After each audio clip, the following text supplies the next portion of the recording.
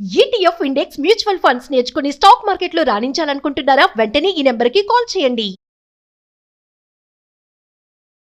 నమస్తే, welcome to Suman TV. నేను మానస. ఇప్పుడు అందరి చూపు జనసేన వైపే ఉంది. ఎస్, దశాబ్దాల అనుభవం కలిగినటువంటి పార్టీలు ఒకవైపు, ఏ అనుభవం లేకున్నా దశాబ్దాల పోరాటం చేసినటువంటి పార్టీ జనసేన ఒకవైపు అన్నట్టుగా ఉంది. ఎందుకంటే చాలా మంది ప్రముఖులు ఇప్పుడు జనసేన పార్టీలో చేరుతున్నారు. ఇతరత్ర పార్టీల నుంచి కూడా ఎంతో అనుభవం ఉన్న నాయకులు చేరుతున్నారు. అండ్ రీసెంట్గా నిన్ననైతే మనకి ఆర్యవైశ్య అధ్యక్షులు కూడా ఈ పార్టీలో చేరడం అనేది జరిగింది. ఇప్పుడు ఇది సంచలనంగా మారింది. సో ఈ టాపిక్ గురించి మనం డిస్కస్ చేద్దాం. ఇంతలా జనసేన పార్టీకి పెరుగుతున్నటువంటి ఆదరణ గురించి మనం డిస్కస్ చేద్దాం. మనతో పాటు ఉన్నారు పొలిటికల్ అనలిస్ట్ చందు శ్రీనివాస్ గారు. చందు శ్రీనివాస్ గారు, నమస్తే అండి. నమస్కారం అండి. శ్రీనివాస్ గారు, చాలా రోజులుగా మనం చూస్తూ ఉన్నాము జనసేన పార్టీకి రోజు రోజుకి బలగం పెరుగుతూ పోతూ ఉంది. సో ఇప్పుడు నిన్న మనకి చూస్తూ ఉన్నాము ఆర్యవైశ్య సంఘ అధ్యక్షులు కూడా చేరారు. దీని గురించి మీరేం చెప్తారు? డెఫినెట్గా అంటే సుస్థిరమైన రాజకీయాలు దేశంలో ప్రజలు కోరుకుంటారు. అటువంటిది మీరు అన్నట్టు ఒకవైపు దశాబ్దాల పైన అనుభవం ఉన్న టీడీపీ కావచ్చు, బీజేపీ కావచ్చు, వైసీపీ కావచ్చు, మరి ఇంకొక వైపు దశాబ్దమే అనుభవం ఉన్న జనసేన పార్టీ. ఎందుకంటే వాళ్ళ అన్నయ్య గారిని చూసి, ప్రజారాజ్యం చూసి రాజకీయాల్లో వచ్చిన పవన్ కళ్యాణ్ యువరాజ్యం అధ్యక్షుడిగా తన కళ్ళతో చూశాడు రాజకీయ అవినీతి, వారసత్వం ఇవన్నీ వ్యతిరేకంగా ప్రజల శ్రేయస్సు పరమావధిగా దశాబ్దం పైన పోరాడారు. నాతో వచ్చేవాళ్ళు రండి అని చెప్పి అన్నాడు. ఆ విధంగా ఆయన్ని నచ్చి ఆయనతో పైన అయినారు మనం చూసాం. సరే, ఎక్కడ గెలవడు, ఈయనకి జడ్పీటీసీకి ఎక్కువ అని చెప్పి చాలా విమర్శించారు. అసెంబ్లీ గేటు కూడా దాటనివన్నారు. కానీ ఈరోజు 100% స్ట్రైక్ రేటుతో దేశ రాజకీయాల్లోనే ఒక ఎగ్జాంపుల్గా పవన్ కళ్యాణ్ గారు కనపడుతున్నారు. 100% స్ట్రైక్ రేట్. 21 పోటీ చేస్తే 21 పోటీ చేస్తే ఎలా సీఎం అవుతాడు అనుకున్నారు. 21 అవటం కాదు, మిత్రధర్మం ప్రకారం ఎక్కువ సీట్లు వాళ్ళకి వచ్చేట్టు చేశాడు. ఇంకోవైపు బీజేపీని కలిపారు దీంట్లో. అన్ని వైపుల నుంచి, ఎటువైపు నుంచి చూసుకున్నా అతని రాజకీయ విఘ్నత, రాజకీయ పరిణితి, స్వార్థం లేని దేశ హిత కోసం, రాష్ట్ర ప్రజల భవిష్యత్తు కోసం అనేది ఇంతమందిని విశేషంగా ఆకట్టుకుంటుంది.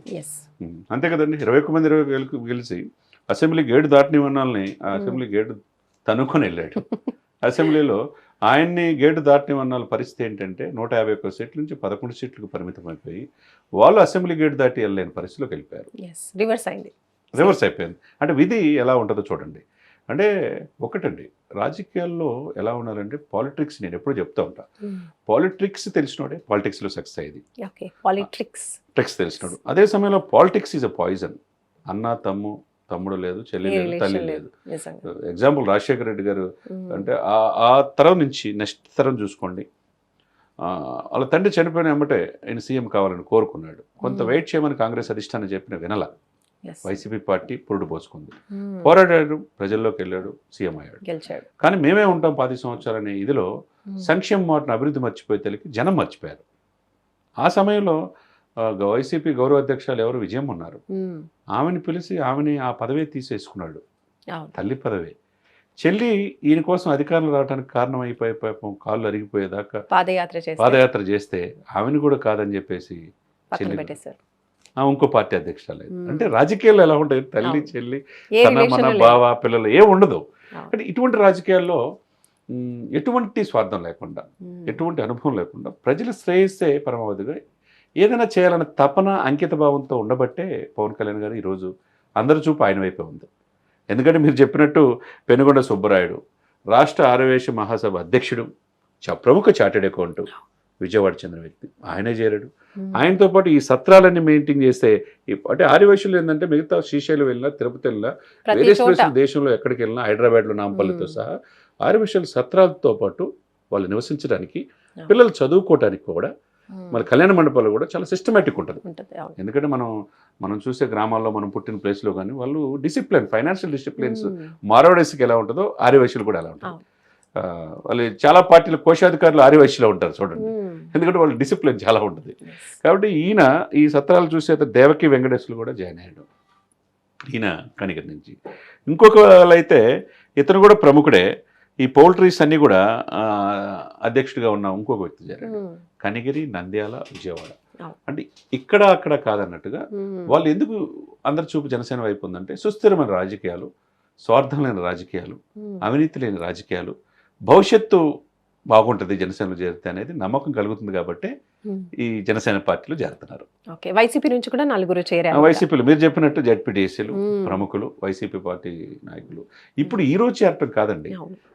మీరు చూస్తే కనుక ఒంగోలులో వైసీపీకి జగన్మోహన్ రెడ్డి గారు సొంత బంధువు బాలినేని శ్రీనివాసరెడ్డి గారు బయటకు వచ్చి నన్ను ఆర్థికంగా నా ఆస్తులన్నీ తీసేసుకున్నాడు, ఆర్థికంగా మోసం చేశాడు అని చెప్పేసి ఆయన వచ్చాడు. ఆయనతో పాటు ప్రముఖ నాయకులు పిఠాపురంలో జాయిన్ అయ్యారు.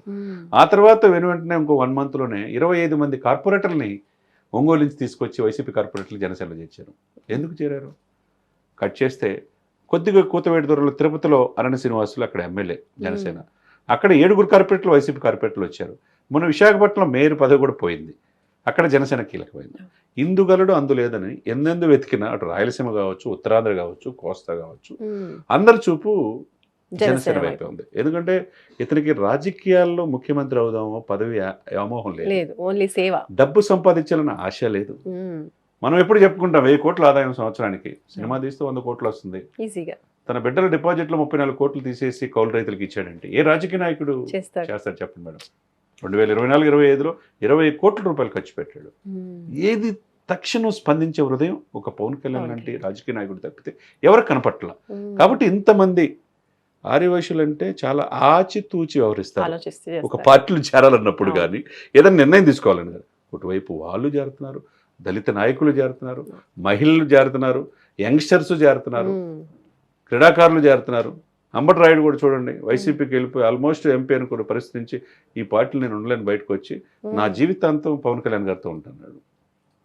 పదవులు కాదు ముఖ్యం, అంటే కమిట్మెంటు, డెడికేషను చూస్తారు మేడం, చిత్తశుద్ధి చూస్తారు. ఇప్పుడు వైసీపీకి భవిష్యత్తులో కనుచూపు మేర అధికారులు వచ్చే అవకాశం లేదనే వైసీపీ నాయకులంతా కూడా జనసేన చేస్తున్నారు. ఏదైనా కానండి పవన్ కళ్యాణ్ గారిని విమర్శించినట్టు ఈ రాష్ట్రాలే కాకుండా దేశంలో ఏ రాజకీయ నాయకుడు విమర్శించారు? వ్యక్తిగతాన్ని పిల్లలన్నారు, బిడ్డలను విమర్శించారు, తల్లిని విమర్శించారు, ఆయన తట్టుకొని నిలబడ్డాడు. ఆయన మాటతో సమాధానం ఇవ్వలేదు, అసలు చేతులతోనే. అంటే కమిట్మెంట్, అది ప్రజలు చూస్తుంటారు ఇతనికి ఎంతవరకు చిత్తశుద్ధి ఉంది, కులాలు కలిపి సిద్ధాంతాలు సక్సెస్ అయ్యాడా లేదా, లేకపోతే మత ప్రస్థానం లేని రాజకీయాలు చేస్తున్నాడా లేదా, హిందూ సనాతన సాంప్రదాయం ఎవరు లేని విధంగా 100 కోట్ల మందికి హిందువులు ప్రతినిధిగా ఉన్నాడా లేదా, అంటే చెప్పింది కరెక్ట్గా చేస్తున్నాడా లేదనేది చూస్తారండి. కాబట్టి చంద్రబాబు నాయుడు గారి ఫోటో సమానంగా ఈరోజు అన్ని ప్రభుత్వ కార్యాలయాల్లో పవన్ కళ్యాణ్ గారి ఫోటో కనపడుతుంది. ఆ ఫోటో లేదనుకోండి ఆ పార్టీలే ప్రశ్నిస్తున్నాయి అనమాట, అధికార పార్టీయే ప్రశ్నిస్తుంది పవన్ కళ్యాణ్ గారి ఫోటో ఏదని. అంటే అంతలా కలిసిమెలిసి ఈ కూటమి వెళ్తుంది. మేము కలిసి 15 సంవత్సరాలు రాజకీయం చేస్తా ఉన్నారు, ఆ దిశగానే ముందు వెళ్తున్నారు. ఒక 1 year కొద్దిగా అటుపోట్ల మధ్య 100కి 100 వెళ్ళిపోయినా ఓ 70% మార్కులతో సెకండ్ ఇయర్లోకి ఎంటర్ అయ్యారు. మిగతా 1 yearలో చేయలేని వాగ్దానాలు సెకండ్ ఇయర్లో చేయాలి, చేస్తే అప్పుడు ప్రజలు నమ్ముతారు. ఓకే, ఇప్పుడు ఫ్యూచర్లో అంటే జనసేన పార్టీకి ఇంత ప్రజాదరణ లభిస్తుంది, ఇంత నాయకుల సపోర్ట్ లభిస్తుంది కాబట్టి ఫ్యూచర్లో మనము అంటే ఇప్పుడు కూటమిగా వచ్చి గెలిచింది కదా, ఫ్యూచర్లో కూటమిగా కాకుండా ఇండివిజువల్గా పోటీ చేసే అవకాశం కానివ్వండి, లేదంటే బీజేపీలో విలీనమయ్యే అవకాశాలు కానివ్వండి, ఏమైనా ఉన్నాయంటారా? రాజకీయాలు ఎప్పుడు ఏదైనా జరగొచ్చండి, మరి అది భవిష్యత్తులో జరగబోయేది మనం ఊహించుకోవడం కష్టం. కానీ ఇప్పుడు హ్యాపీగా ఉన్నారు వాళ్ళు, ఒక కుటుంబంలాగా ఉన్నారు. భవిష్యత్తులో జనసేన కార్యకర్తలు కావచ్చు, పవన్ కళ్యాణ్ గారి అభిమానులు, చిరంజీవి అభిమానులు ఏ రోజుకైనా సీఎం కావాలి పవన్ కళ్యాణ్ గారిని వాళ్ళకే ఉంటది. ప్రస్తుతానికి మాత్రం చంద్రబాబు నాయకత్వంలో పనిచేస్తున్నారు. భవిష్యత్తు ఏమైందో చూద్దాం. రైట్ అండి, థ్యాంక్ యూ చంద్ర శ్రీనివాస్ గారు, థ్యాంక్ యూ సో మచ్.